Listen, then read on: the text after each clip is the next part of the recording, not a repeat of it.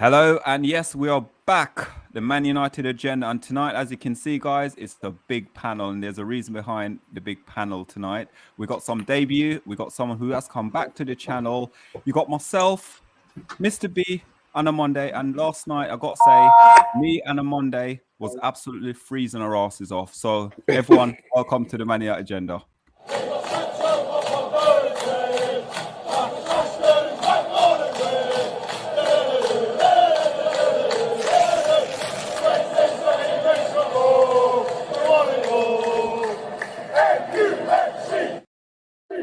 Yes, everyone, and yes, we are back. And as I said, we are joined by, as always, Mr. Rebel. Yo, I was going to start singing, you know, this song. OMONDI and Mr. B will know it. I think Steve will know as well. The song, Tony Rebel, you give me a party. Yeah? Hush, no. hush, somebody call my name. You know? Oh my God. Rebel is actually here to cause havoc with OMONDI. Just put it out there. Havoc. Well, what I've done solo is I put down the boxing gloves and I've got the USC ones. I've strapped them up and I'm ready to start jabbing at him one day. Let's add in. He's going to be singing Bon Jovi, Shot Through the Heart, and he's to blame. Maguire gives United a bad name.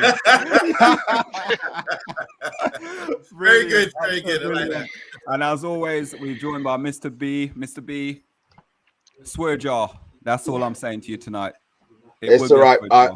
All I will say is after the watch along talk took my crown, boy. So I'll take that all day. And we're joined by Mr. OMONDI. OMONDI, how we doing? Are you all warm now? Toes are sort of. I'm feeling warm because I love the love. I love to see Stephen and Bath Time and Reese on the channel. It's fantastic. Welcome, guys. Welcome back. Excellent. It is. And I'm going to go straight away to Reese. Reese, you're on mute at the moment, but Reese, it's absolute pleasure having you back on. I remember with Reese as well. Got to give Reese a lot of respect as well. He's given us a lot of good guidance. I think we're in about 100 subscribers when we first introduced to Reese. And he told us what to look for, what not to look for, and gave us some great advice. So thank you, Reese, and welcome back to the channel.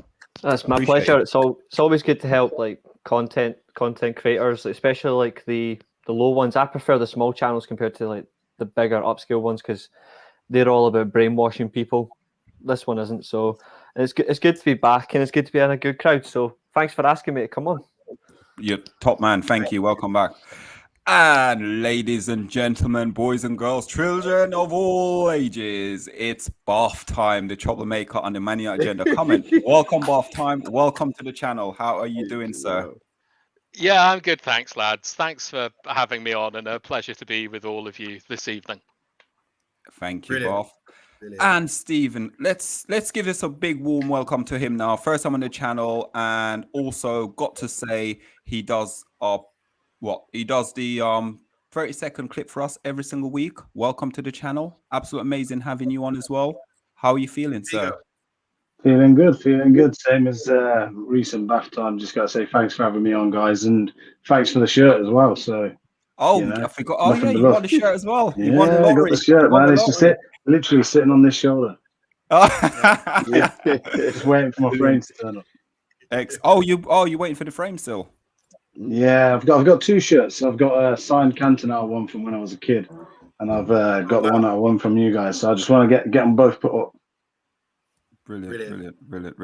And the Cantona is one of my favorite all-time players, probably one of my greatest players at Manchester United, and no one can argue with me about that because the answer is going to be Cantona. I call him God. A lot of people say different things about him. So yeah, but guys, let's get started. If you are new to the channel, please hit that like, share, and subscribe button, and it will be a show of all shows. And on Monday, this is almost like a studs up show. And I don't know who's going to feel the pain, whether or not you're going to get two-footed tackle or who's going to get injured tonight. But someone will. I'm going to be riding tackles like Maradona. Oh, guys, so we're going to kickstart with the Ranier. And what we're doing right now, guys, is something we're trying to do. So everyone in the comments, we are going to try and get different guests on each week on the channel from the comments itself to give their sort of insight and their take on what's going on at Manchester United at the moment, finding out whether or not we can finish top 4 in the league, whether or not what Ranieri's doing is good enough, what the players are doing on the pitch, and how we think as a club we can perform better. So we're going to start with Ranieri. He's been appointed at Man United as a temporary manager. Telles and Dalot have enjoyed minutes underneath him and basically have been positive to the team and the playing style. So I'm going to start with one person on here first. We're going to go to, and we're going to go to OMONDI. OMONDI, you are a person who's been backing these two players. We're just going to have a conversation. I'm not going to ask questions. Guys, just jump in if you disagree with OMONDI or if you agree with OMONDI at some point, yeah? Most of you will disagree with OMONDI. Don't worry. I know you will. So, OMONDI, talk to us about these two players. And I disagree. Go on, OMONDI. Do it. Talk about your business first before Mr. B get involved, yeah? Sorry, man. So we're talking about the two fullbacks, and I think they're a vital position, especially for Ralph. I think he's come in. This is why the 4-2-2-2 was supposed to work, because you need good fullbacks. And if you look at modern football, you got Liverpool playing today. They've got two great fullbacks who look at their assist rate. It's fantastic. So modern football, fullbacks or wingbacks, whatever you want to call them, wingbacks in a 5 actually, but whatever you call them, they're vital to the team. And I think if everything clicks with Ralph's formation or Ralph's philosophy, these guys give us width. They expand the pitch, and then you've got guys in the 2-2-2 working in partnerships and really exploiting teams in the opposition half, far away from their goal with control. These are all Ralph tactics, what he's come out of his own mouth. So I think when he's come along, he's realised Wan-Bissaka maybe isn't up for it going forward and giving us that sort of attacking threat as you want from a fullback. So he's brought in Dalot. Dalot is someone who's been frowned upon at Man United for a long time now, but he's starting to prove to all the fans and all the doubters that he can really produce. And defending as well. If you look at the little highlights from him defending yesterday, he was really good. Rebel would back me on that. He even confirmed that, and SHAH. So I think, so basically with the new system, with the new manager and the system that he employs, fullbacks are important. I think the whole ideal is camping him in the half, keeping him away from the goalkeeper, and then stretch the pitch. And then you've got areas in the pitch down the middle where we're strong. And then the fullbacks are the guys who are going to whip in the balls from the 6-yard box. This is what I really think they're supposed to do, which we tried to do in the first half yesterday, which is why it's not clicking, because we're playing crosses from far too deep.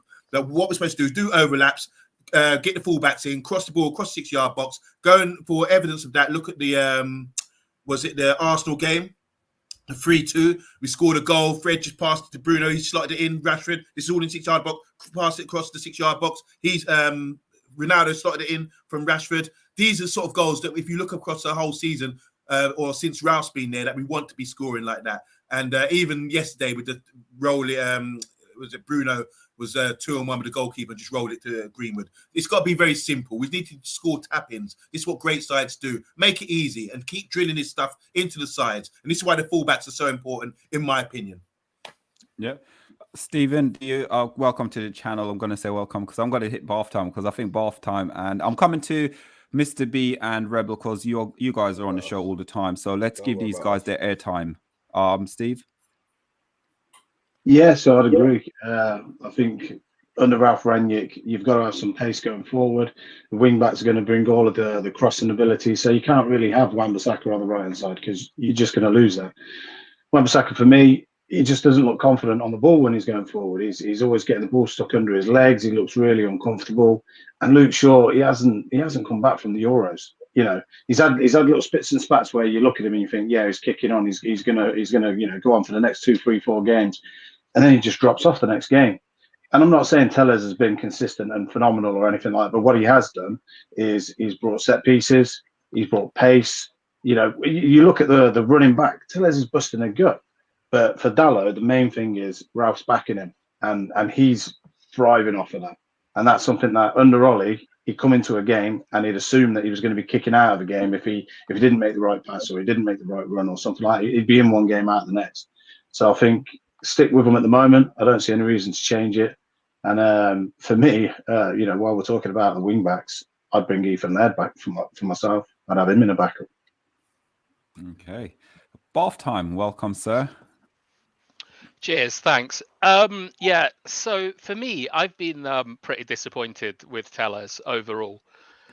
I think that if you look at the Villa games, Tellez had the most of the ball and progressed it a lot up the pitch without any end product.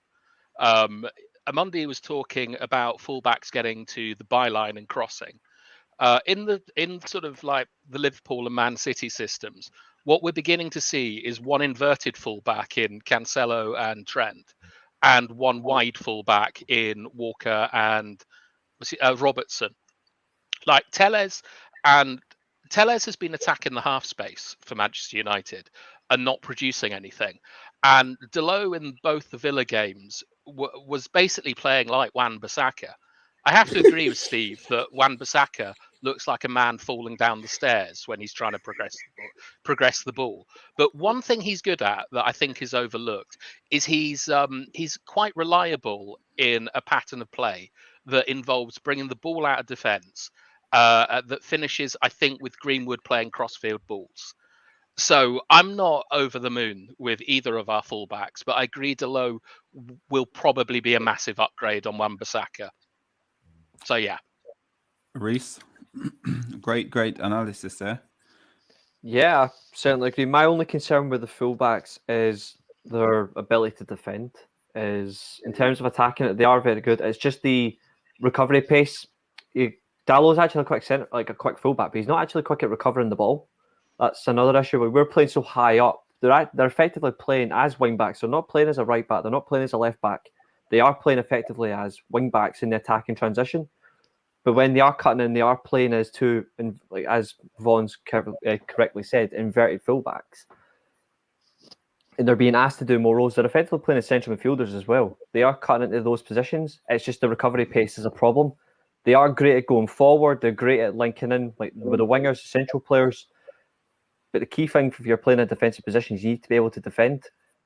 And they aren't particularly great defenders. Yes, they're great attacking wise, but it's the defensive situation. For me, if you have to make a tackle necessarily as a fullback, purely because you've not got the recovery pace and there's something wrong with you, you've got to be able to hold your areas as well, particularly in the channels. If you can't hold the channels well, that's a major problem. And it says all that we got attacked a lot on the right-hand side against Brentford purely from that situation. Always cutting in past Tellez, purely cutting past Tellez, getting in, exposing Dallow's positioning. As soon as you've done that, you just need to get past Varane and Lindelof, and you've got a clear chance at De Gea. But the difference is Brentford didn't score any single one of them. That's, for me, the key thing is that defence has to be organised. It's got to be organised in terms of positioning. If they're not, then it's going to be a major problem. But they do give us more attacking threat than, I'll be honest, they give us more attacking threat than Shaw does. And it gives us a much more attacking threat than Wan-Bissaka, which says all that in the summer, those four fullbacks need to be upgraded on. All four of them. Wow. Okay. Jesus. Rebel, I know you just said something about you want to skip it because you don't want to agree with Monday, but unfortunately, you have to. It's, you know. Why are you stitching me up like that, cuz? Come on. Aye. This one irks me a bit.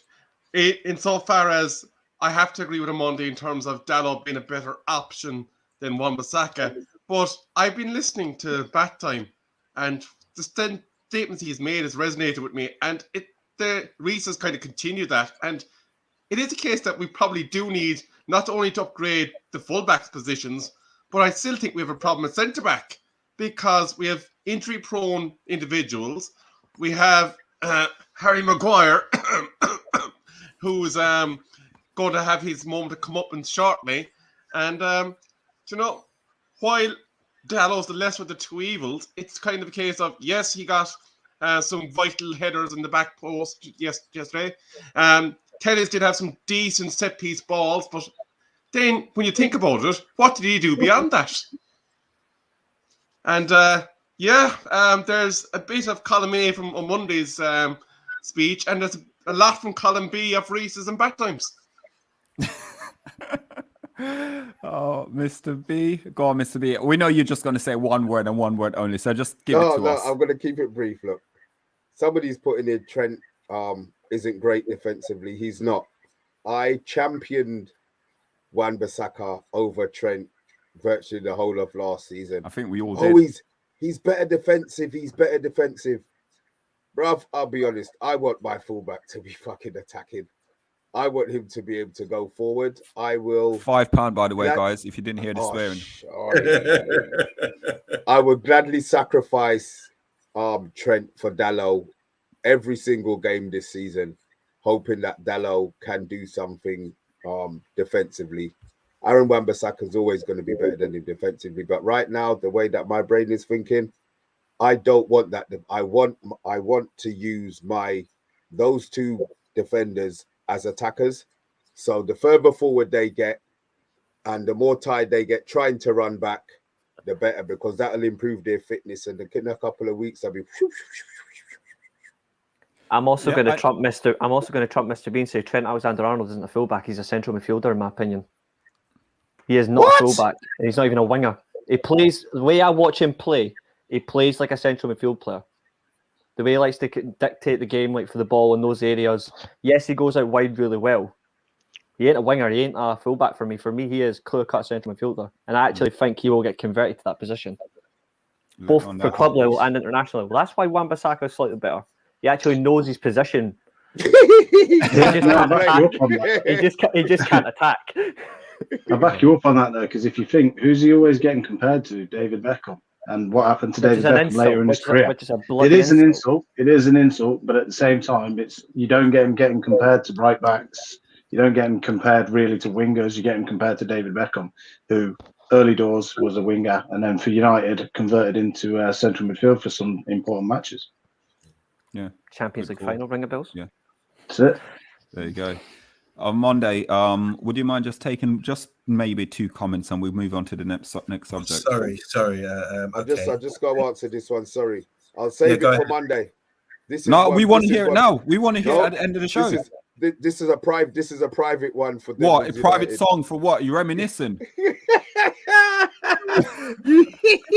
The only song you're ever going to hear me sing is Happy Birthday, but I owe her a take that. So, United, Monday, I'll see you there. I thought that was on Takeaway was on a Friday night. Get lost. There ain't no singing on a Friday. I won't be that drunk. Okay, so welcome everyone in the comments, and obviously we've got our comments, guys, on the show today as well. So I want you guys to sort of have a bash at these. So we'll say hi to Gareth. How you doing, Gareth? He says good evening to all you guys. He's put out a question because the question was asked by Errol, I think, was who was the man of the match yesterday. Just quickly, guys, bottom three, Scott is the man of the match for Gareth. Basically, he explains it by forward passing was a massive improvement. I'd go as far to say he gets play of the month. Okay, what did you guys think? In a word, man of the match yesterday. You 3 down the bottom. No. Yes. Yeah, I think he's definitely in the running for it. He's involved in all 3 goals, wasn't he? He was a good. Who's your man of the match? A word, guys. For me, it was Fernandez. For me, it was Fernandez. Everything went through Fernandez. Oh wow! Everyone's okay. So everyone's saying Fernandez, yeah. You got Maisey as well. Maisey. McTominay had a good game, though. I won't deny that. But for me, it was Fernandez. Everything literally went through him. Yeah. Okay. Here we go. Because we're talking about the fullbacks. Gareth again. He's saying Tellez was crossing balls for the sake of crossing last night. It was a bit annoying. Yeah, it was.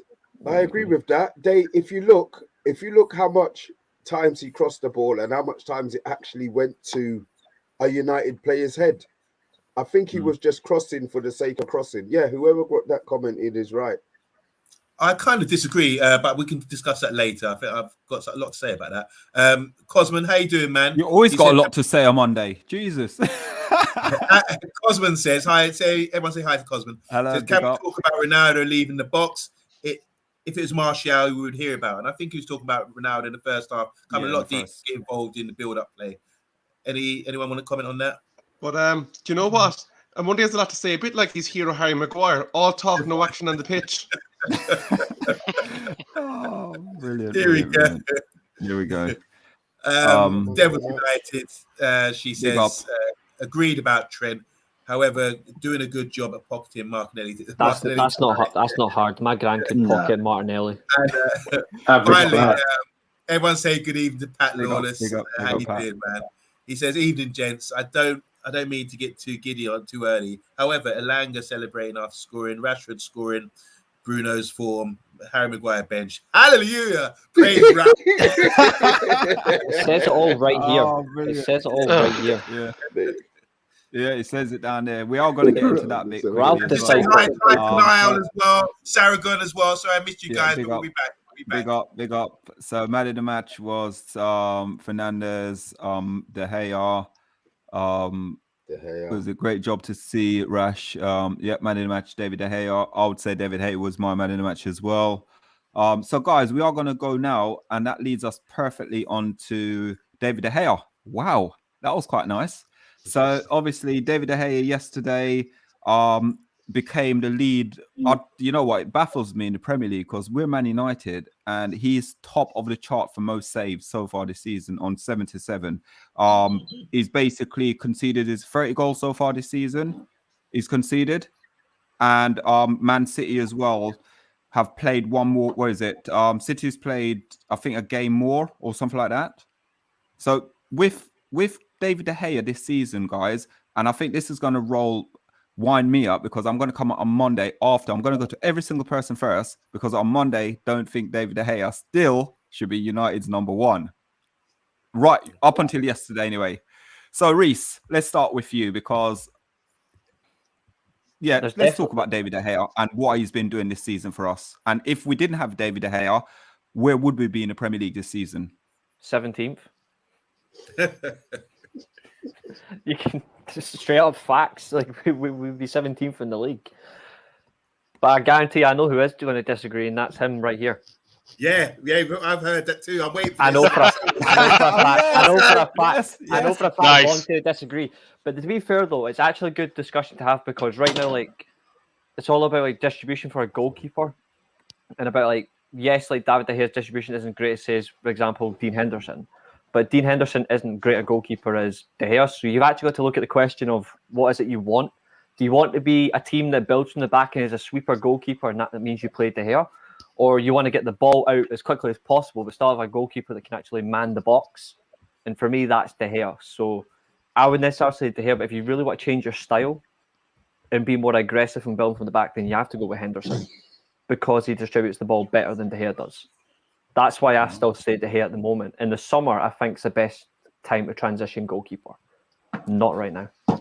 I'm going to come on to obviously bath time, but I believe and honestly believe by next season we'll be looking for a complete new goalkeeper. I don't think between next season and the season after Henderson won't be at United, nor will De Gea. So bath time. I know you are a big Henderson fan, so let's discuss. I'm not Henderson. actually a big Henderson fan. I'm a big De Gea hater, I suppose. Oh, come on! This is why I'm celebrating. Yes, come on. I don't No, think but look, Henderson's like that good as a Reece. goalkeeper, as Reece was saying. Like what I will say is that last season Henderson had a 75% win rate for the team, and De Gea had 46%. And last night I think it's 28% pass completion rate. It's around there. But look, the problem with De Gea, and let's be clear, De Gea is one of the best goalkeepers in the world in his in the penalty box.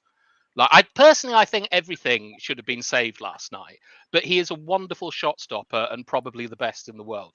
The issue with De Gea is he leaves us with a numerical disadvantage across the pitch. The reason teams play out from the back, right, is because unless you go man to man, which interestingly Brentford did, but if you don't go man to man, you have more players on the pitch because the keeper participates in the build-up play. You see it at Manchester City in particular. Like Reece was talking, I think, about Trent being a central midfielder. For both Liverpool and Manchester City, in the build-up play, their right backs move into a double pivot that allows and their centre backs go extremely wide, which allows them to progress the ball up the pitch, widen the play, and allow a more controlled game. With De Gea, and also this happened with Brentford against Arsenal when Leno was in goal, that they went man to man on our team because they knew the keeper was rubbish at kicking. And make no mistake, that is one of the worst performances United have put in this season. the first half against United. So I think I'm gonna agree with Reece again. I think we have to keep De Gea for the rest of the season, and in order to improve the defense and sort of restructure the team, we've got to find a buyer for him at the end of the season and get someone else in. Whether it's Henderson, I don't know. I think personally, I said it last summer, the opportunity was right there. They should have sold Henderson and De Gea and signed got Donnarumma on a free. He was there. He was there for the taking. I'm not sure about another Mino Riola Raiola or not. I know Riola's a problem. That's the only thing. Riola's a problem. But the guy's 22 years old. He's just won the Euros. Sorry, England fans, but I got to bring it up. Key decider, 6'5", best young goalkeeper in football, and you thought, I'll just let him go to France so he can sit on the bench. Yeah, He would have been our starting goalkeeper for a decade. Like, simple as that. Like, we missed a big opportunity not getting Donnarumma purely because of who his agent is. Yeah, we've got to bypass that sometime as well, aren't we? Because if we talk about getting Haaland and stuff like that, if we're looking at the big players out there, he owns most of the big players. So we will come on stock. Speaking of he's the same guy. Also, I don't particularly like him as a human being, but I actually do wish Riola gets well. He's actually in hospital with lung disease. Oh, so bless. I actually do wish him well. But as an agent, I hate his guts. But as a human being, yes, I do wish him full recovery. 100%. And let's go, Stephen. Now, obviously, we're talking about David De Gea. How many shots being top in the Premier League at the moment? What do you make of him so far this season? So I agree with both what Reece and Halftime said, but I'm a little bit in the middle. For me, what I want from my goalkeeper is it's not just marshalling that 6-yard box. I want him taking over the whole 18-yard box. If that ball comes anywhere near it, I want him rushing out. I want him taking that ball before it becomes a shot that someone can take on. And then he gets this spectacular save and we're all patting him on the back because we've got a corner against. I want someone coming out and making sure that doesn't happen. Having said that, with the amount of shots that we've conceded, you want De Gea in the net. You know, it's as simple as that. But, you know, to the point around City's got a settled defence. And they've not only got a settled defence, they've got people that are comfortable passing the ball to each other. We don't have that. It doesn't matter who you've got in that back line, apart from Varane and sometimes Lindelof. They look like they're scared to pass to each other. If someone's within a few yards of them, they act like they've never seen the ball before, or the ball's like made of lead or something. They just don't feel like they want to kick it. You know, case in point, you look at Fred last season when De Gea kept kicking the ball out to him just on the edge of the penalty area, and he just kept getting it taken off him and kept conceding goals.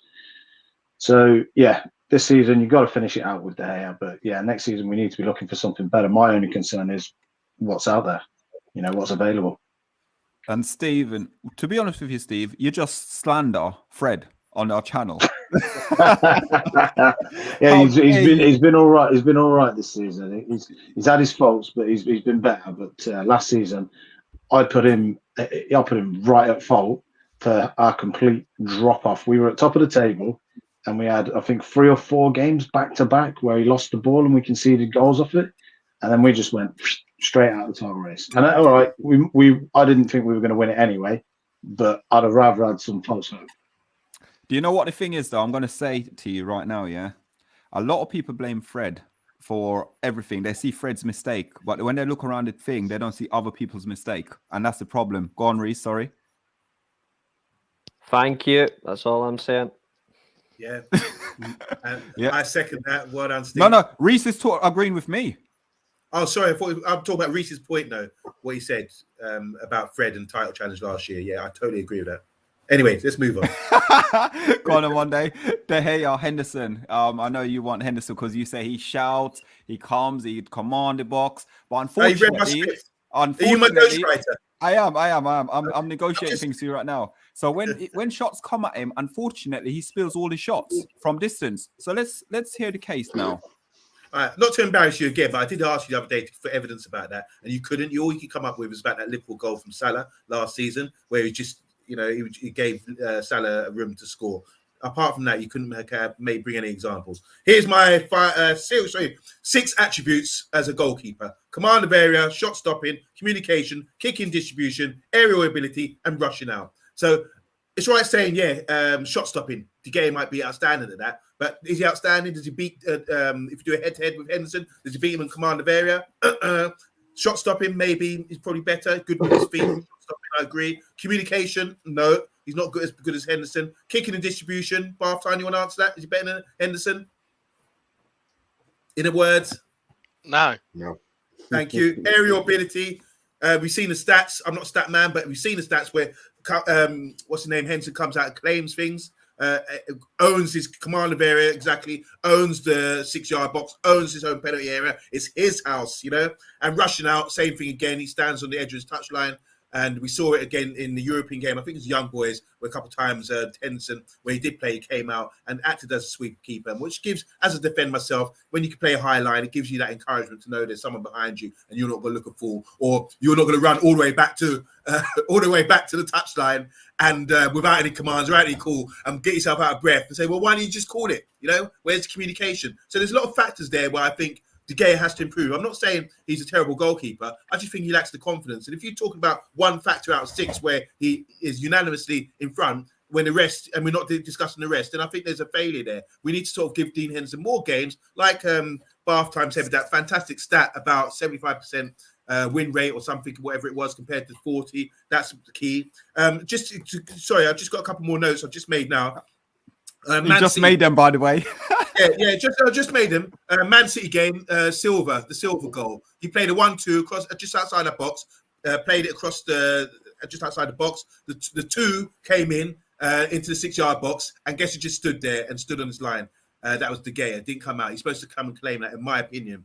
We need a sweeper keeper, edge of the area, and he's afraid to play high, and he's got kicking issues as well. So those are big major question marks as a goalkeeper. We can all sit here and take pictures and then frame them and put them on the wall of this fantastic save. You know, oh great, oh look at his dumb his feet. But let's have some reality here about what factors you really want from a keeper.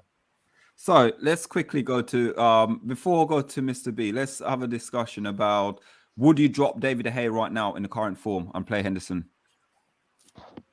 Just a quick one for you before you go any further. You said there were 77 saves. We can see the 30. So that is 107 opportunities in which David De Gea to directly intervene. He has saved 72% of those major incidences. So say what you want about David De Gea, I do not see Henderson having a 72% rate of saving on that volume of shots. Now, the bigger problem is, why are we conceding that many opportunities? But say what you want about De Gea, 72%.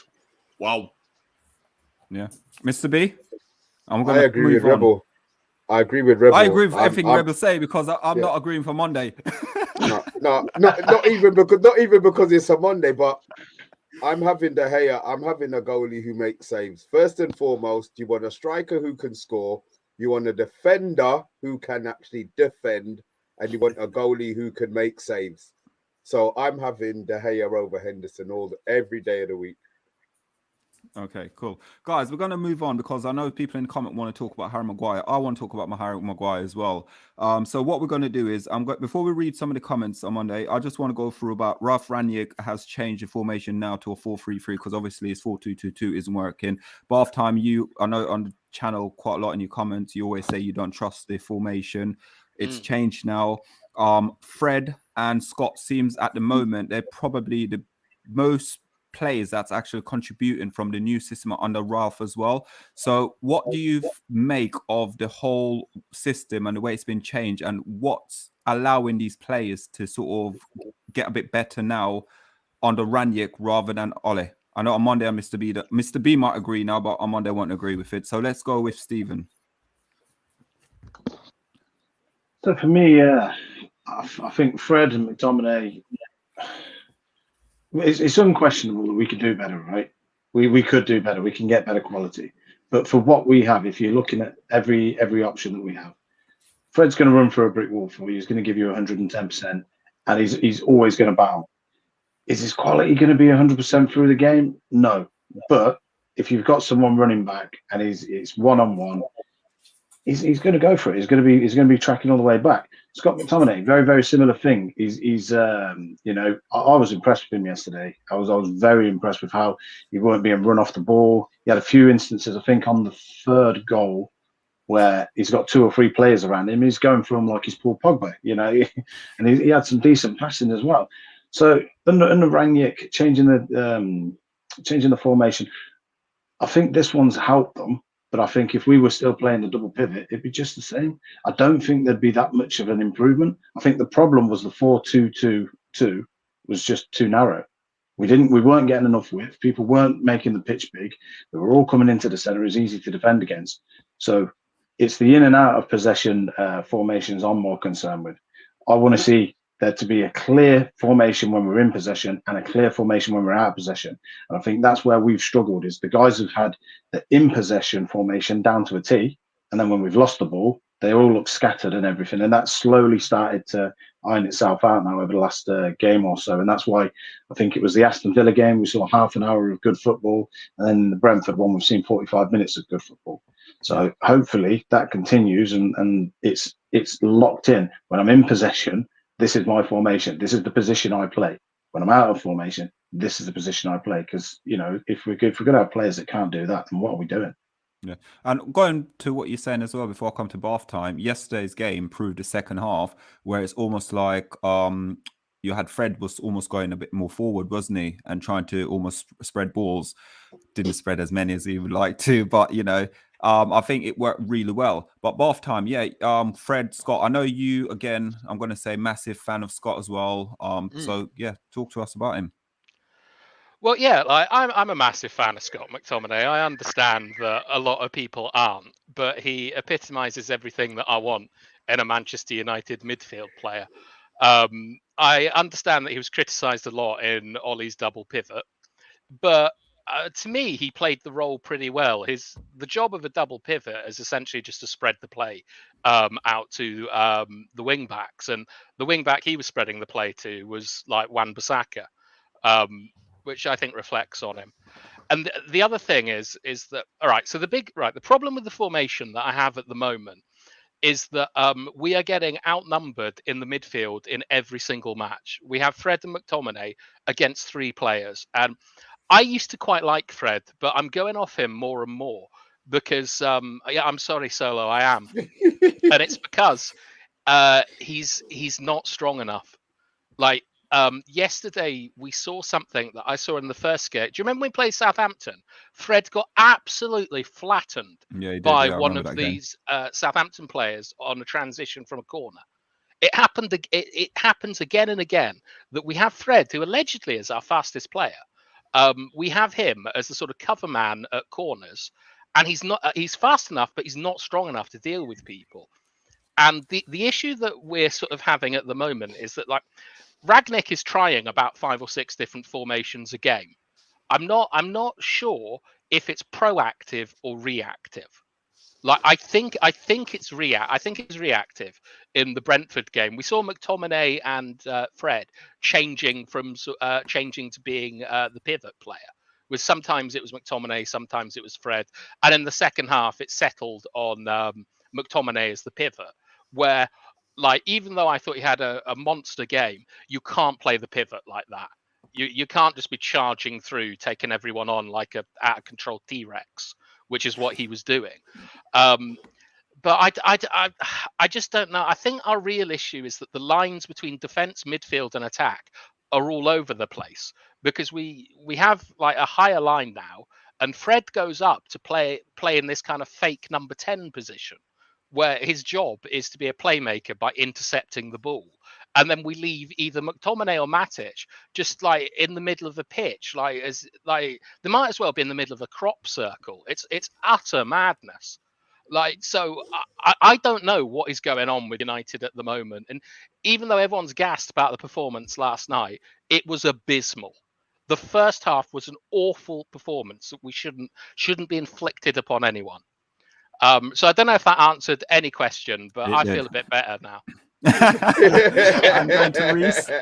Reese, the Scott and Fred, performance-wise, they're probably the success, really, of Rangnick being in Man United at the moment. I should have got popcorn. It is a key highlight, to be fair. The midfield conundrum. Like, yes, you could get better quality. The one thing that you need to have in your midfield is discipline. Like, you need to be disciplined to play in midfield. Like, it's like, yeah, goals win you games, defense win you titles, but everything goes through midfield one way or another. If you're not disciplined in midfield, you're going to get beat regardless. So for us, we need to have somebody in there that can play. If you want to play a holding midfielder, you get somebody that has a good physical presence, but is able to receive the ball. You're able to receive the ball from the defense and then play it forward and like through transitions, through the half spaces. If you want to have a box-to-box player, you need to have somebody that can actually physically go up and down. You need an engine in there, but somebody's able to play driving passes and get you key goals. And obviously for Fernandes, he's now going to be plays and as a number 8, which is actually better for him. If you're having a more creative version of a box-to-box player playing as maybe from a 10-10-8, you need to keep them disciplined as well, because also they're going to have to go back and forth as well. You saw that with Fernandes, everything went through him, but he was actually being a little bit more defensive against Brentford, especially in the second half when we were still on top of the game. He was dropping back the yards we used to complain about as a number 10 when he wasn't dropping where we wanted him to be to pick up the ball. He was doing that in the 4-3-3. So the key for me, most of all, is it doesn't matter who plays in midfield, whether it be Fred McTominay or McTominay and Matic, or frankly, it doesn't really matter. How you could have Van de Beek and a cardboard cutout, although to be fair, he isn't going to get a game anyway. You need discipline in your midfield. You need to be disciplined. Yes, you can improve on the quality, but if you don't have discipline, it really doesn't matter. But they had a good second half performance. Their first half, it was... Let's just not even go there. Recent going there. But yeah, discipline for me is what really does matter. You need to have the discipline in your role, otherwise you're screwed for the get-go. Yeah. Rebel, Scott and Fred. Yeah, before we go into that, Batai mentioned a word called corners. That does not gel well with Manchester United at the moment. I don't think I can remember such a long drought of scoring from a bloody corner. Can we beat the first man from the corner kick, please? Damn it! But to quote Mr. B and his no staple burger on the takeaway, the McEffery, in regards to those and the 4-3-3, the thing with Scott and Fred is you need players that will work hard on the wings in your backs, and in the front three, the two wing players will have to be up and down, keeping that channel going like mad yokes. And I don't see a progressive, solid rock where you're talking about McFred and Bruno.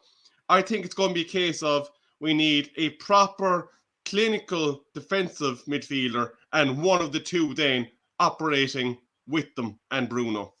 I just can't see us being successful, to quote Roy Keane, with the two of them starting week in, week out. Mr. B, I know you got something to say. You need to put a bit of respect on Scott's name lately, haven't you? Yep, Scott has played well. I will eat humble pie, but the games that he's excelling in are the physical games where they're playing rugby against him. I need to see Scott have that sort of impact on a technical game where he has to get his head up and pass. He doesn't have to be into players. I want to see him control a game as a midfielder. I don't think he's got that. Fred can have 25 assists a game, but guaranteed for every one of those 25 assists he has, he's going to get shoved off the ball 7 times more than he's assisting, and he's passing.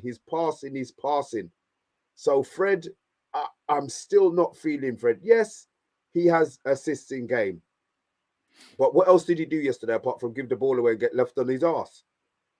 You know, I still don't believe. I'm not going to say he's not big enough. What did Maguire did when he came on? Listen, that's coming.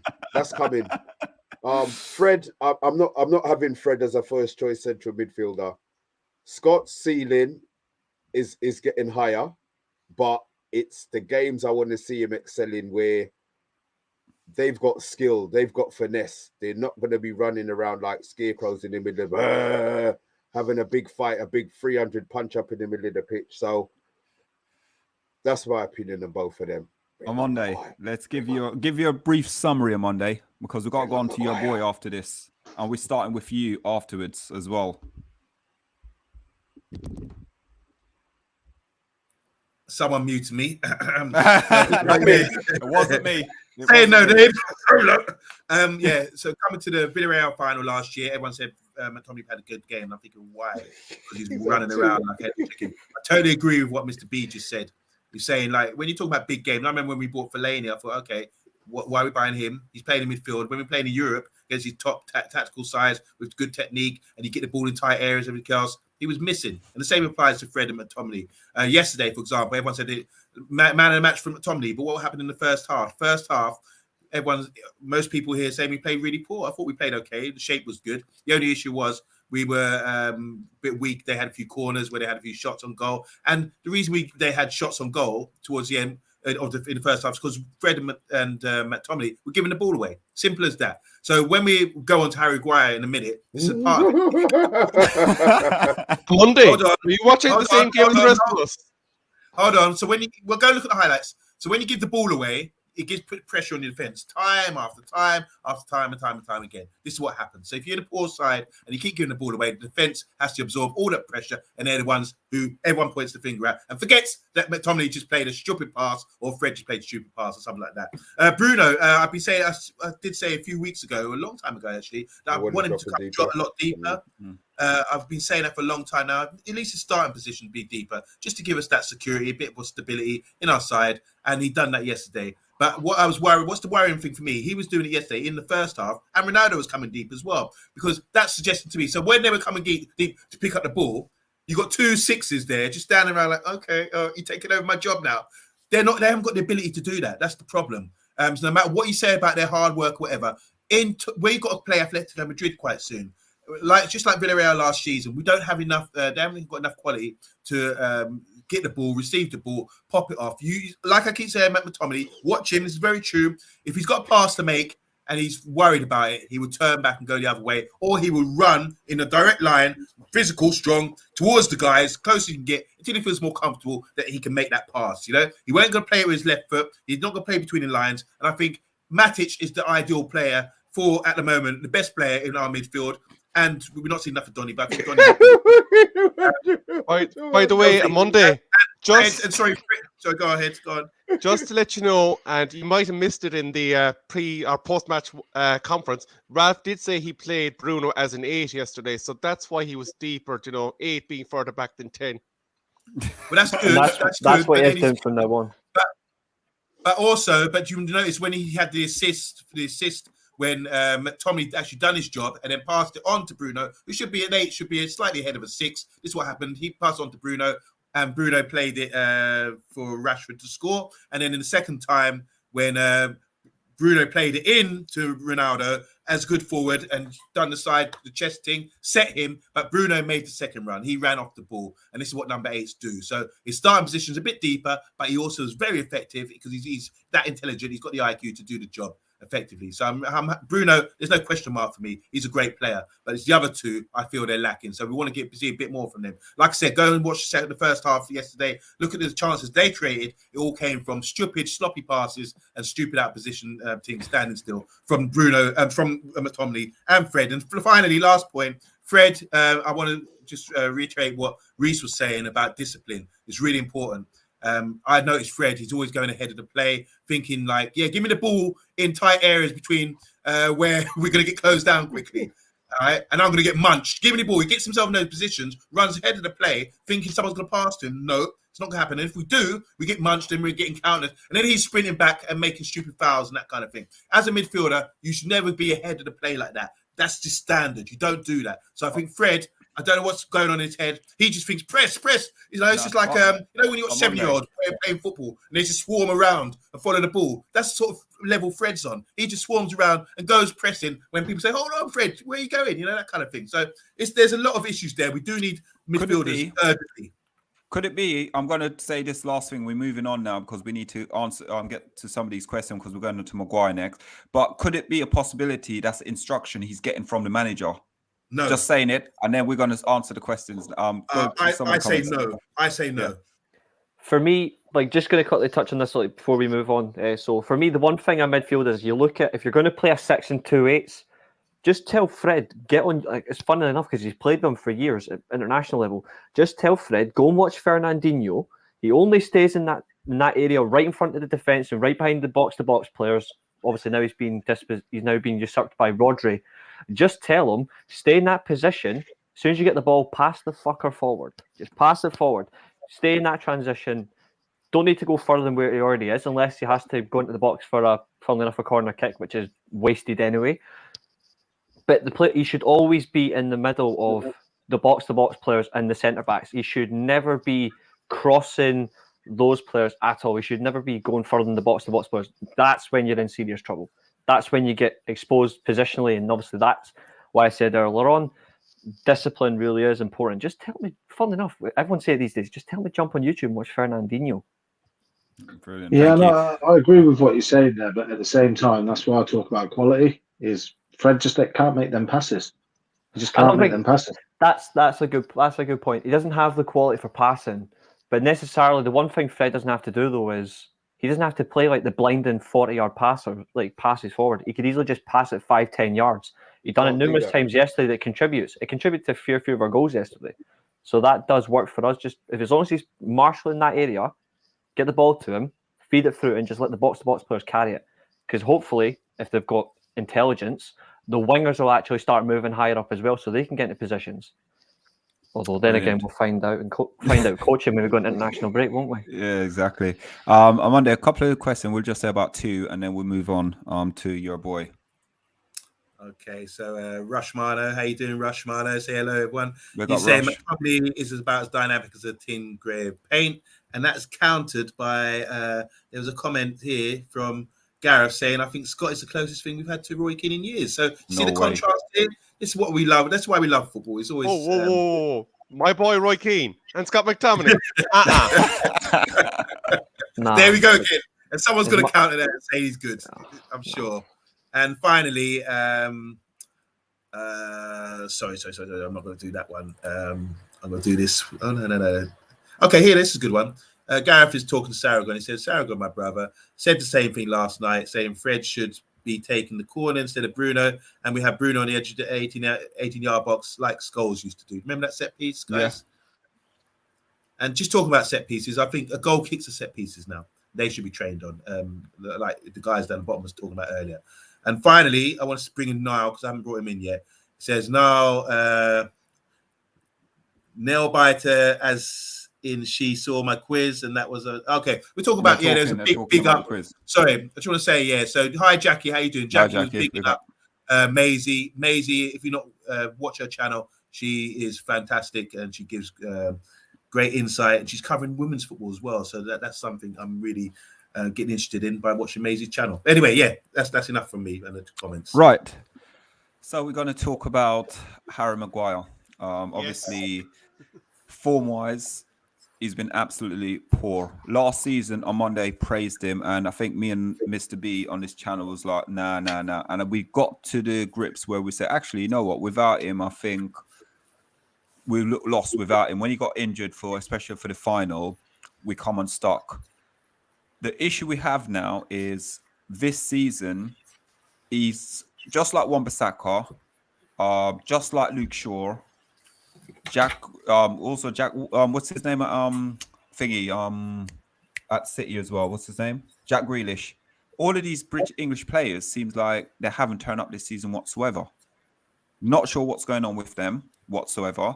But for us, we've got our captain. We got obviously Cristiano Ronaldo in, and there was something, I can't remember what game it was, when Ronaldo had to physically go up to Harry Maguire, pulled him on here on his shirt, and ask him to go talk to the referee as our captain. That's now, for me, is not Man United captain. When a player is coming over to the captain and saying, you need to go talk to the referee, lack of leadership. And now it seems that Ronaldo is coming and he's put his nose out of joint. So let's go to our guests. Let's start off with Reese first. Harry Maguire, should we strip him of captaincy and just give it to Bruno Fernandes? Absolutely. Like, I'm not going to disagree with that. I think in terms of leading the team out, he's actually far better than Maguire. My only concern is, I literally just spoke about discipline, but discipline your positioning. Him is disciplined from a mental state. He gets so into it, like his attitude, like he's hot-headed, fiery, and it's causing him. Like, the funny thing is, Bruno Fernandes this season, he's been booked 6 times, and not one single one of them has been for a tackle. It's all because of he's bitching and moaning. Now, 20 years ago, in fact, I'll even go 16 years ago, when Roy Keane last played for us about 16 years ago, you would get away with it. You don't get away with being a bitchy, moany captain at the referee anymore, because referees just go, well, I got VAR, mate, if I see you bitching, I'll just yellow card you for dissent. But in terms of just actually leading the team out, he is actually more of a leader than Maguire. He's more of a born winner as well. I don't see it in Maguire. I think for Maguire, he seems to be like, for being the captain, it's too much unnecessary pressure. And he wasn't a captain at Sheffield. He wasn't a captain at Leicester. And he comes in. Was he captain at Hull? No. He comes in 80 million quid. Oh, I know. Ashley Young's on the way out. We'll make you our captain. God, give me strength. Like, he's a decent centre back, but in no way, shape, or form should he be our club captain. No chance. Brilliant. So yeah, I would take the armband off him now. Oh, brilliant. And then we're going to go bath time. Yeah, like, for me, I don't really care about the captain. Like, I understand that being captain of Manchester United is an enormous honour and privilege, but like, when I play football, I don't need someone to like get me to raise my level. Like, I just don't care. Like, I go out and I try and perform the best I can for my team. So I just the only player I think I've ever seen that has become better after being a captain was David Beckham for England. There's not many others that come to mind. So I don't care about the captain. I imagine, like, we have a leadership team, which seems a bit odd. Of like, I think Shaw's in it, I think Bruno's in it, I think Maguire's in it, but they just, I don't know. I think it's more a crisis of character across the team that isn't remedied by just giving the armband to someone else. It's not, it's not like the One Ring in Lord of the Rings or whatever. It's not going to give a stat boost to the entire team. Like, brilliant. It just seems like such a. I'd much prefer us to sort out our positional issues, score a corner or something, than worry so much about who is wearing an armband. But I understand if people do want to get upset about that, but it's not for me. I'm not a fashionista. Yeah, and before I come to Steve now, I honestly think, one, he's not good enough to be United captain. He's not a leader at Man United. Two, what game was it? He got booked or sent off and he threw the captain armband on the floor. Disrespectful. End of. I'm getting told on this channel that we see in players like, Lingard wearing a West Ham shirt. And we should lynch him. We should forget about him. But when you have the captain for Man United throwing his armband on the floor, unacceptable. Steve. Yeah, no, I just echo what everyone else says. I mean, the thing for me is, just because he's £80 million doesn't mean you have to give him the armband. And it felt very much like he's our most expensive player. And as was said, Ashley Young's on his way out. Just give him the armband. For me, if I'm honest, Scott McTominay's got more right to be a bloody United captain than Harry Maguire. Just on the sense that you see him actually shout at people, you see him talk to people and say, "You're not doing your job. You need to be doing something else." But that doesn't give him the credentials to be the United captain. So if I'm seeing more in Scott McTominay than I'm seeing in you, then you shouldn't be the United captain. That's my 2 cents on that. But Bruno, right, unquestionably, Bruno is one of our best players, right? But again, in terms of being the captain and being the example, I still don't think it should be Bruno. But, when I look around the pitch, I don't find many people, and I think this is what's wrong with United at the moment, I don't find many people where I'd say, you're my captain. Out of everyone on the pitch, if anything's going wrong, you're the guy I look for. And I think there was a point, I can't remember how long it was. But when I think it was versus Liverpool, when all Liverpool players were going after Ronaldo, we had only a couple of players going over there. No one was streaming in. Fred was the only one who Fred, went yeah. there. Fred was one of them. But that's my point, right? If you've got a captain, why ain't Maguire over there steaming in, ripping players off of Ronaldo and telling them what's going on? I think Cavani did it. Remember when Mason Greenwood had some issues in the Euros? Can't remember what team it was up against. Someone started trying to go at him, and Cavani dived in there. He weren't having none of it. That's what I want to see from my captain. And if my captain's not doing that, well, he don't deserve to be the captain. But Bruno, yeah, give him the captaincy for that game. But I don't see Bruno as our long-term captain. Not me. Okay. Before I go to Armando, because Armando's got a lot to say about it. So let's go to Rebel first to cause trouble. We'll come back to Armando last because I know we're going to finish the show off with Armando. Trouble? Me? Never. I wouldn't do that. Firstly, in terms of captaincy, Fred the Red is a more inspirational leader than Harry Maguire. Roy Keane absolutely nailed it on the head when he said, I'm sick of your whining, Harry. Go out and show us performance. And I'm going to hit you with a few points. Yapstam has recently talked about Harry Maguire, a.k.a. OMONDI's spirit animal. He said he often overcomplicates his play and he needs good players around him to cover his frailties. He compared him to Wes Brown. He said they paid a lot of money for Harry Maguire. They didn't for Wes Brown. Wes Brown was faster, quicker, and he was more mobile in 1v1 situations in the big spaces. When you play for United, you need to be able to defend the one-on-ones in the big spaces. He thinks it's absolutely vital for Maguire to have good players around him and to support him because obviously he believes he cocks it up and does stupid things every now and again. He said Maguire wants to play good football. He's capable of playing good football, but sometimes he needs to play it more simple and has to tone down his thinking. And he believes that Varane may be the guy to knock a bit of sense into him. But I do agree. Captain Harry, the day is done. Would you give it to Bruno Fernandes?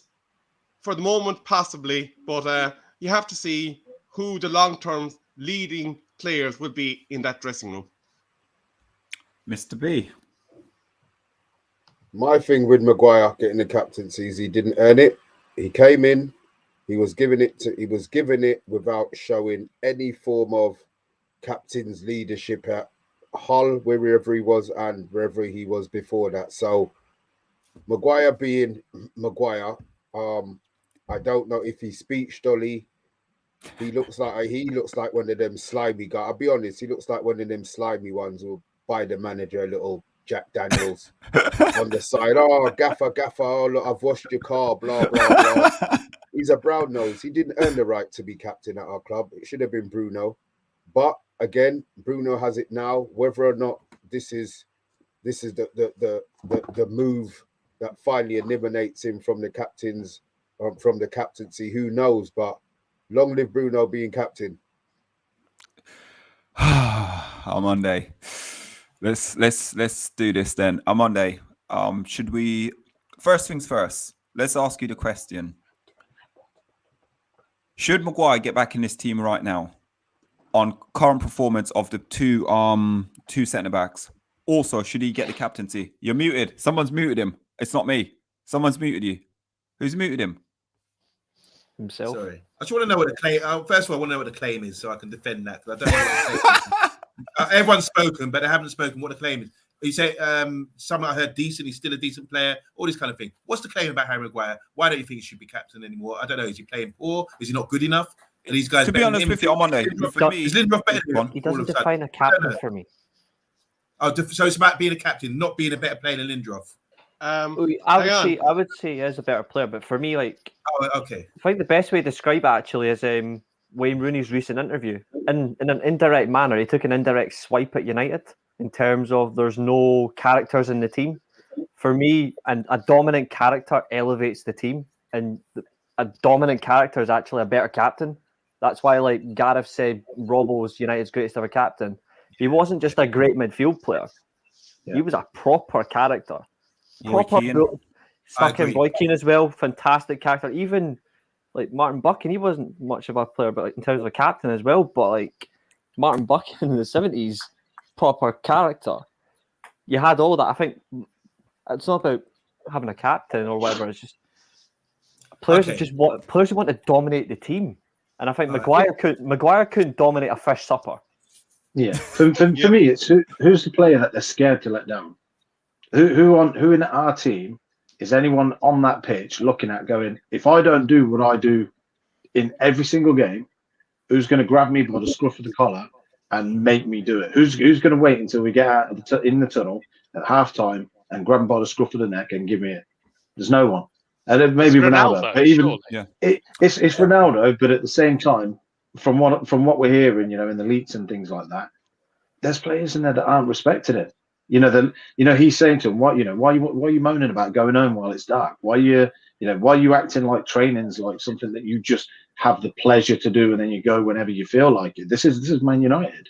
Enjoy the profession. Absolutely. Yeah. And the other thing to remember as well is Jaap Stam, one of the most successful centre-backs that we had in recent years at the club, he's drawing comparatives to Wes Brown and Harry Maguire, and he has Wes Brown ahead of him. That's a very sobering thing to remember. A top-quality centre-back is placing Wes Brown ahead of an £85 million acquisition in Harry Maguire. I'm going to say, though, Rebel, no disrespect, but I rated Wes Brown. I thought he was very underrated as a Man United player. Completely underrated as a United player. Yeah, for me, though, one thing I'll say as well about captaincy and about soft players. If you go and read David Beckham's book, David Beckham was in his book, he said he was one of the quietest, softest player around. But when he came on the pitch or in the changing room, he loses his mind. What the rumours are surrounding Man United is apparently Paul Pogba, before Ronaldo came, was doing all the team talks at half-time, while Harry Maguire is the captain of Manchester United. Okay. Can I just add? So if it's strictly about captaincy and what, from judging for what you guys said, and also want to add, Van der Vaart said some really negative things about Maguire a few years ago as well. Yes, he did. Love the Dutch. Yeah. So the Dutch obviously got an issue with him. I don't know why, but the Italians seem to love him. They seem to rate him as well. So we're not going to talk about Harry Maguire as a player.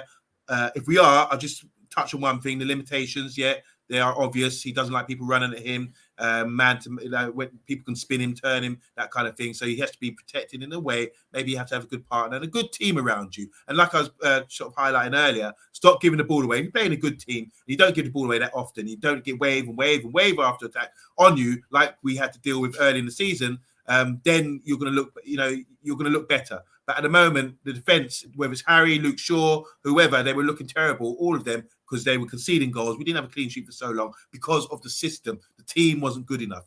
As regards to being captain, I have to sort of submit. I do agree with a lot of what you guys are saying about the characteristics of being a captain and what it takes. But I also think you can be your own captain. I think Harry Maguire needs to sort of take this and say to himself, right, I'm the leader of the defence. I'm going to call the line. I'm going to organise the defence. That's my job. If it means I can't be that guy, all these things you guys are saying about stringing people up or, running 60 yards to jump into a fight and that kind of thing, if that's what it means to be a captain, then based on what you guys are saying, then maybe, yeah. But I think it's really unfair. I think there's unbiased here. A bit like what happens with Pogba. People being biased towards him, even our own fans jumping on the bandwagon about what all the whole media is saying against him. There's an agenda against him. And at the moment, I think there's an agenda against Harry Maguire. He's a top player. Name who's number one England centre-back?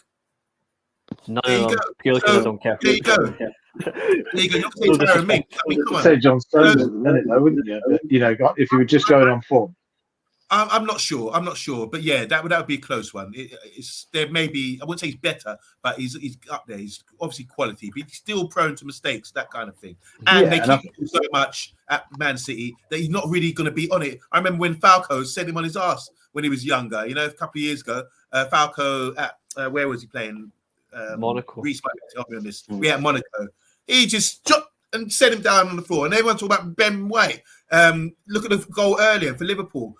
went down to ground all the time. You know, the same thing applies. So we've got to critique the same guy, these guys at the same level. Yes, we know Harry Maguire has disadvantage. Tony Adam had a disadvantage as well. He used to get turned and twisted out against top quality players. But we have to remember Harry Maguire is playing international football at the top level. He got into repeat this over and over again. Got England to the World Cup semi-final, and that's when he was really stood out. And the whole world looked at him and said, "This guy's pretty good."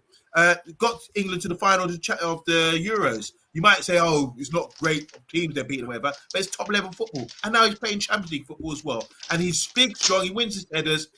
Granted, the limitations are there, but I still support him as a player. Like we said, are you saying he should be on the bench? That was another question posed. I'm saying no, because he's better than Lindelof, in my opinion. Lindelof on current form right now. On current form, I have to go with Ralph. I agree with what Ralph does. I don't know what goes on behind the scenes in training, but if you're saying as a player for player, I do think Harry Maguire is clear of Lindelof. But can I just go on the back of that, because that was an excellent point. Can I just go on the back of what OMONDI said there about like Maguire, but like he's playing top level football. I agree with that. Like he is playing for England. Obviously, you had the World Cup semi-finals, you had the European Championships, but I think the key factor in that entire team was he wasn't leading any of it. It was a team effort. Like he wasn't leading it. And I'm not saying he's not a bad leader. I'm just saying I don't think he actually. Do I think Maguire's a bad player? No. Do I think he's a dominant player? That's where I disagree. I don't think he's a dominant player, but what he does bring you is he does bring you valuable experience. He is good at carrying the ball. He is physical in the box. Can't score for us, but at least he defends for us. Yeah. But I don't think in terms of like, even you mentioned about organising defence, there's numerous times where the back four just doesn't have communication. I generally don't think they give a shit when he speaks. Like, I don't think he has that authority to just say, right, I need you in this position. Like, for example, the goal we conceded against Newcastle, they say maximum goal, where obviously the fullback was out of position, which didn't really help. Varane was then caught. But the one thing for me is, instead of trying to tell the fullback, because he's pointing the fullback where to go, say Maximan's right in front of him, he had the opportunity to put a foot in, and he didn't do it. He didn't put a foot in. So I think for me, is like, if he's having to cover his own defence, why is he not actually trying to be authoritative? I don't think he's actually got it in him. He's a good player, but for me, he's not a captain because he doesn't have that authoritative personality. You need to be able to command your position. If you can't command it, you're not going to get us in a position to challenge or even progress further. That's why, for me, he's not a captain. So, quick one before we go to some of the comments. We're going to do about 2 or 3 of the comments. But going back to your answer there, Reese, it's the same thing applied to David De Gea, where Monday is saying, David De Gea don't command this, you don't command that, you don't do that. So you can't have one rule for one, but then flip side another rule for another person. No, it's true. That's true. On Monday, just before we move off that point, the one thing I was going to say though is, and this is probably addictive of our entire team. So where I was talking about captains and there's no one really a leader, is we've also got a lot of players that play on confidence.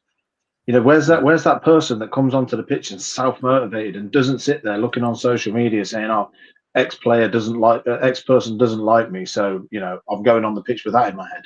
It's just, you're playing for Manchester United. You know, you're at a level that all of us dream of doing. You're all playing for a team that all of us dream of playing for, week in, week out.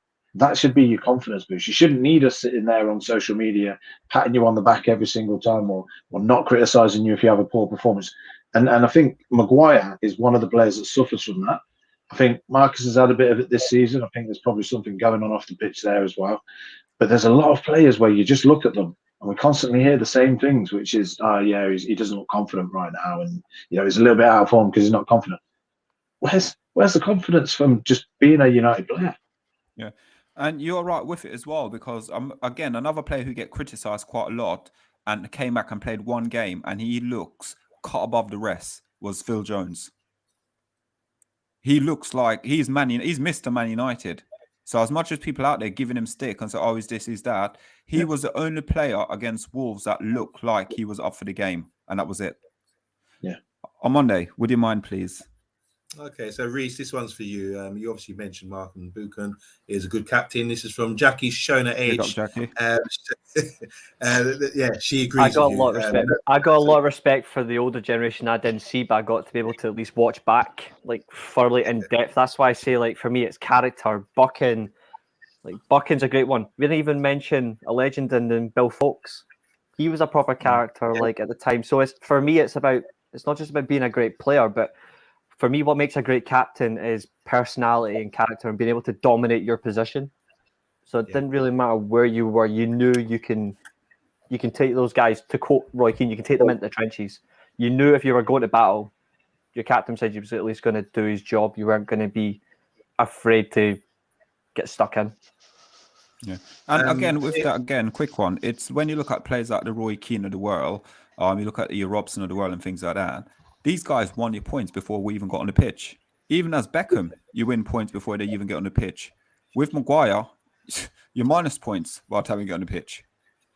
Even think about Vidic when he was on the pitch, and he's Vidic shouting. as well. Forget about Vidic as well, guys. You know, another captain. Maybe this is not Maguire's character, and I do think you're being a bit unfair, like demanding these sort of high standards. Talk about Robson and Keane. But you talk about high standards all the time, Amanda. You took noses off and that kind of thing, you know. I don't know. Anyway, Gareth says, I think we've got the softest team in the Premiership. This is a good point, really. They would get bullied by a Sunday League team. They lose about 5-1, but United would know they need to toughen up. So that's in general. We don't have anyone maybe because you're talking about captain and all these criteria, but you're talking about Bruno being captain, that'd be the last person I'd be scared of, you know, to string me up. Here's a good point. Mark Edmund, how you doing? All the way from Australia. Everyone said hi. Always tune in. Big up. Maguire isn't up for it, he says. He marks grass and assists goals. He's scared to lead. Amoli says Maguire needs to be protected. What defender needs to be defended? That's a good shout. Mark Gemini says Harry Maguire wasn't even the best defender at Leicester. Evans was a better defender than him. Yeah, he was. Evans, come on Monday. So you're telling me when we got rid of Evans, you weren't gutted? No, I wasn't gutted. I was proper gutted. It's only in hindsight when I've seen him play and with the defenders we got in, then I realised he's actually better than Harry Maguire. Sarah says OMONDI. So it's a good team around Harry, but not De Gea, who you don't rate be a sweeper keeper weakness. Yep, there you go. Exactly what I just said. You don't rate him as a player, but you rate Harry Maguire. Andrew Williams says England's number one centre back. That's like being the nicest guy in prison. Gareth says people defend Maguire more than Maguire defends our backline. So yeah, a lot of negative to hear. Oh, here we go. This is a good one. So Eddie says Lindelof is better than Maguire, especially in the last 2 games. So it's a form thing. Not saying he's a better player, maybe. Only say he's better, and especially in the last 2 games. So form and being a better player, Lindelof is better. I don't know if we all agree on that. I said something about Tony Adams. Gareth says Tony Adams was a drunkard. Harry. We don't want to bring Arsenal people on our channel, man. Don't talk about Arsenal people on the channel. Box is here, guys. Big up, Box. What Box, by the way? Welcome back, bro. Welcome back. Just going back, England's conceded 1 goal in the knockouts prior to the RB final. So strikers didn't get England to the final. So there was what people saying. Here we go. Basically, they're saying we should swap Harry Maguire for Mike Smalling and bring Chris Smalling back to Old Trafford. That's it. Can't even get a game at Roma at the moment. Bottom line. Harry Maguire is soft. Yeah. Guys, in the comments now, we have, let me see how many people are in the chat. I don't even know how many people are in the chat. So, if you're watching, please like, please share, please subscribe to the Mania Agenda. Also, guys, we're going to wrap the show up by saying to each of the panel on here, 51 points left to play for the season. Where do you actually see us finishing in the league this season? Let's go with Reese. Whew. Okay, 51 points to play for. So by United mathematics, that equals 25 points.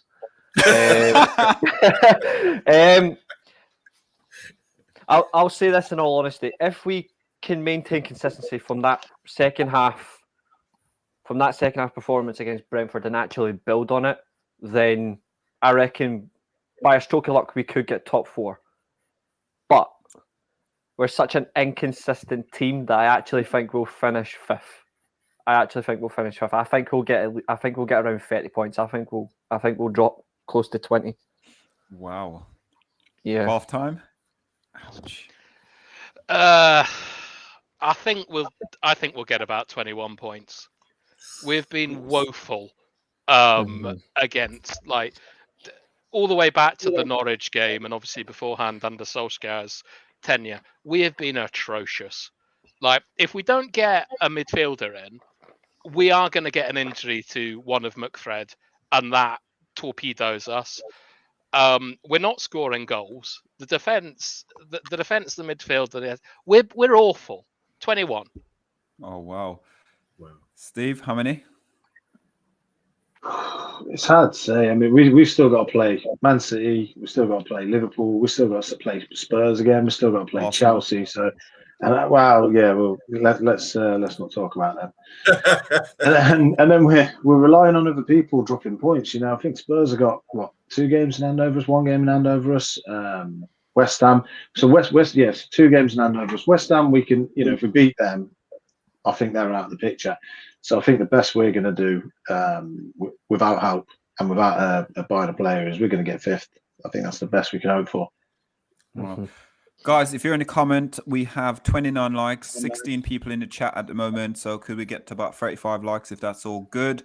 On Monday, 51 points to play for. How many points will we get from this? I don't know how many points, but I think the Premiership is great. It's a top league, and I'm really enjoying it. I think we're going to finish 4th. I said it from the start. I said we'd win the league this season. Obviously, it's not going to happen now, but I think we're going to finish 4th, and it's going to be down to Ralph. He's going to install this his Ralphness on the side, and we're going to start getting results. No matter how difficult it looks now, we will get results, and I think we will definitely finish 4th and get a Champions League place. Wow, Mr. B.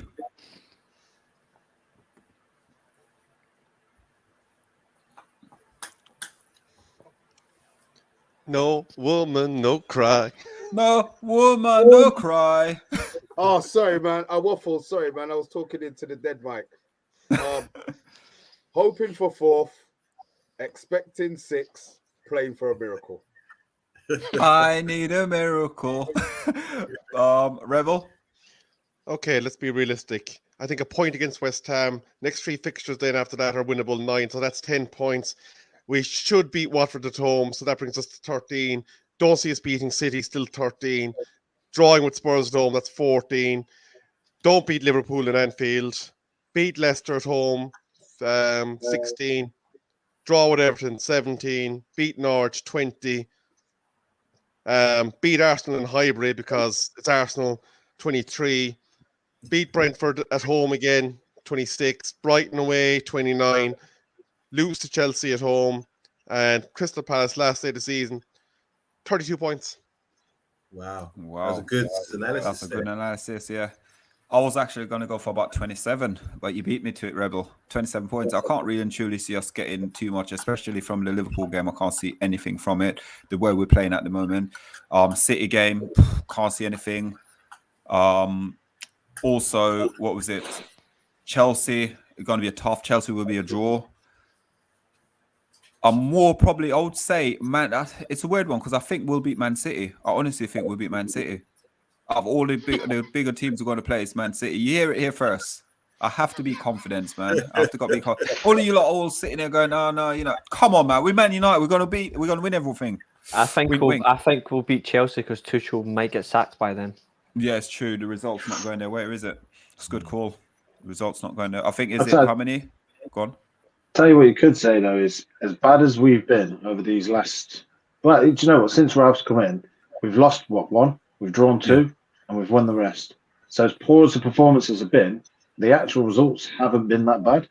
So yes, maybe they are against the weakest teams in the Premier League. True, yeah, true. But it's you can gain momentum playing the poor teams, and you gain the confidence going into the bigger games, don't you? So let's hope it carries. And that's where we're lost going confidence in these games, though. That's a STEM mentality for years, though. That's a STEM mentality, like constantly, because we just think, we're just going to turn up and beat these teams, but these teams outperform us because they actually work harder. We're a considerably lazy team, and that's when you see the managers actually questioning them, like forcing them to work. Yeah, get that mentality out of your head. True. But guys, if you're watching, please like, please share, please subscribe. And that's going to be it for us for the night. So, let's go. Rebel, we know we can find you. Mr. B, on Monday, we can find you. Anywhere I just want to say one thing. All 3 of you down there, enough respect. Really rate what you had to say, honestly, and you're always welcome. absolute enough respect. I really enjoyed this conversation because it's like bouncing heads with people I respect who know their football. So love it. Really enjoyed Armando, it. you took the words out of my mouth because I was going to do everything and then come back to them and just say thank you. Well, very you much for tried. being- You were reading my script earlier, so I'm doing Okay, it. For fair you enough. guys. Steve, where can we find you, mate? Have you got any social out there we can find you on? I'm on Twitter at Steve Fletcher or SFL3TCH4R. Nice and easy. Yeah, I don't really post, but if you want to come and follow me, feel free. Brilliant. And bath time? Nah, like I don't really have any social media. I'll just be in comment section somewhere. He's just He's on the everywhere. info for the OMONDI. Yeah, that's it. And Reese, listen, Reese, absolute pleasure having you back on again. So, like I said, we love having you on the channel all the time, and we hope to see a lot more of you as well. Yes. So, where can we find you, Reese? Thanks for having me. I'm actually not long off a Twitch stream, and I'm going back onto Twitch. Funnily enough, so you can find me on my Twitch channel, Reese_Lightning1997. Yeah, I bring the electricity. You just bring the flopping.